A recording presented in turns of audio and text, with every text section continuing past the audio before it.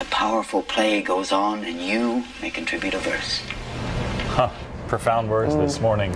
7:43 now, and Robin Williams, so good on the big screen, so generous off the screen. We've been saying it all morning, sort of the Bob Hope of his generation, touring with the USO, and ABC's Martha Raddatz has more on what he gave the men and women in uniform.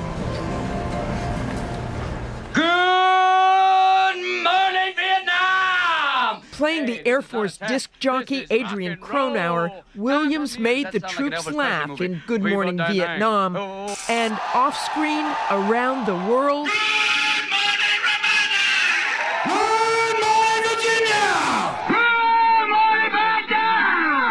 Robin Williams made instant connections with our troops wherever he went. He traveled to war zones, entertaining close to 100,000 of our troops in 13 countries during his USO tours. Did you get your photo? Good.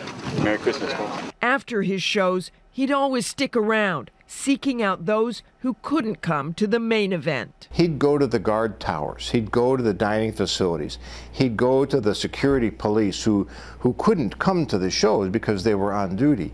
And he would spend time with them individually.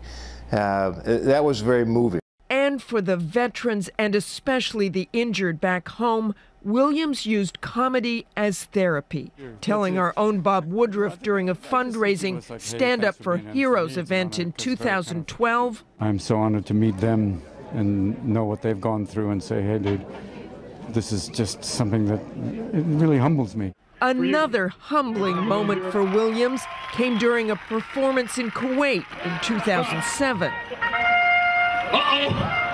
The soldiers knew that bugle meant the flag was being lowered. Williams wasn't sure why the troops were turning their backs on him, but he, of course, found humor in that moment. I'm not going to forget that. I've never had an entire audience just go, forget you! I was also wondering what's coming from that way.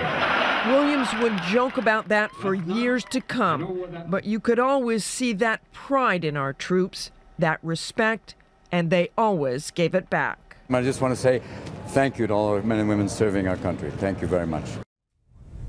General Ham, who you saw in that piece, traveled with Williams on USO tours. He said to me simply of Williams, he loved the troops, they loved him, and the general added, I did too.